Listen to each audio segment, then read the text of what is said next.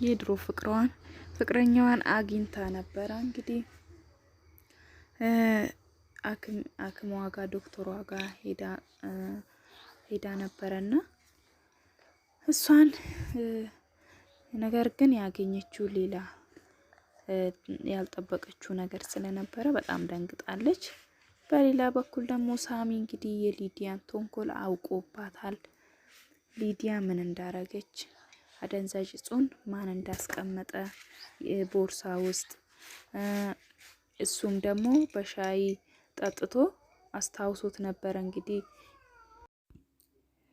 እና ሩትን ይዛ ሄዳ ነበረ። እንግዲህ ማለት ለሕክምና ብላ ቤት ውስጥ ያው ሩት ወንጀለኛ ስለሆነች በሕግም እየተፈለገች ስለነበረ ሩትን በድብቅ እንግዲህ ሊያሳክሟት ይዛ ሄዳ ነበረ።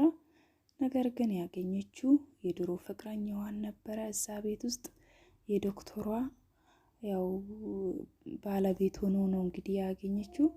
ማለት በጣም ተሰምቷታል። በጣም አለቀሰች። የድሮ ትዝታዎችን ሁሉ ስታስታውስ በጣም ነው ያዘነችው።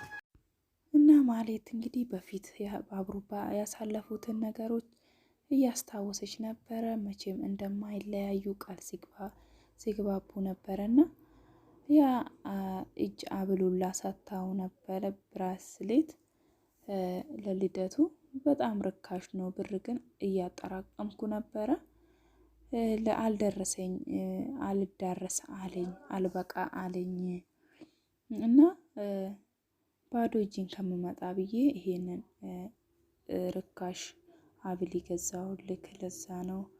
ግን በሌላ ጊዜ ሰርቼ ብር አጠራቅሜ አሪፍ ውድ የሆነ ነገር ገዝቼ ቀይርልሃለሁ ብላው ነበረና እሺ እስከዛ እኔው ጋር ይቀመጥ ሌላ ስታመጪ ቀይራለሁ፣ ነገር ግን እስከዛ እኔው ጋር ይቀመጥ ብሎ እንግዲህ ብሏት ነበረና አሁን ላይ ያናብል አርጎ ነው ያለው እጁ ላይና እሱን እያስታወሰች ነበረ። እንግዲህ ማለት በጣም ተከፍታለች፣ በጣም አዝናለች።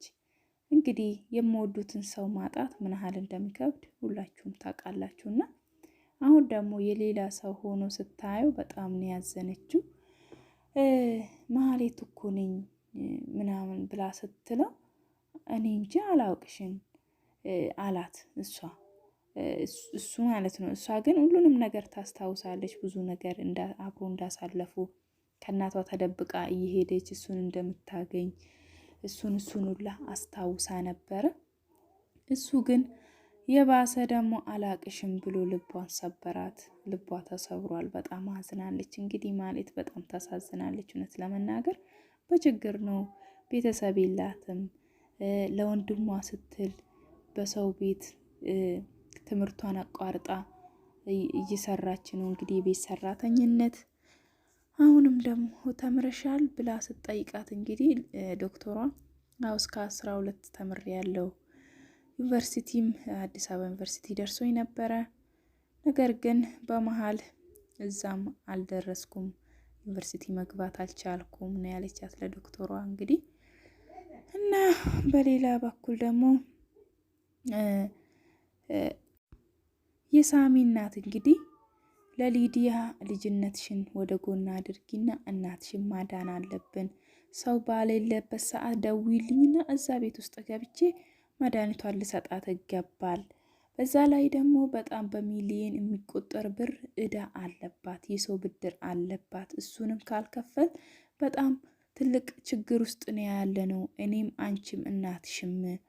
እና የሂሩት ክፋት እንግዲህ በፊት ዮአዳንን ተጠያቂ ልታደርጋት ስላሰበች ብቻ ሁሉ ንብረት በሷ ስም ነበር ያደረገችው። ነገር ግን ድርጅቱ ባዶ ነው፣ ባዶ ድርጅት ከእዳ ጋር ነው እንግዲህ ያስረከበቻት ነው ያለችው የሳሚ እናትና ምን ያህል ክፉ እንደሆነች ምን ያህል ክፋትን ስትሰራ እንደነበረ ያ ክፋቷ ደግሞ ዛሬ ላይ ዋጋ እያስከፈላት ነው። ይኸው አእምሮ ህመምተኛ ሆናለች። በዛ ላይ ደግሞ ፓራላይዝ ሆናለች።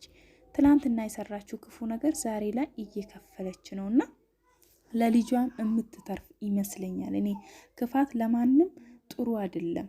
ዛሬ ላይ ዋጋ እያስከፈላት ነው። እና አሁን ሊዲያ እንደምንም እንግዲህ ሊዲያን ሁሉንም ነገር እንዳረገችው አውቆባታል።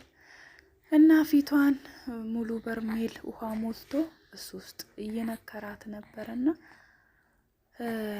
ልቀቀኝ ብላ እየጮች ነበረ። እሱ ደግሞ አይበቃ ብሏት ሳሚ በር ዘግቶባታል፣ ቆልፎባታል።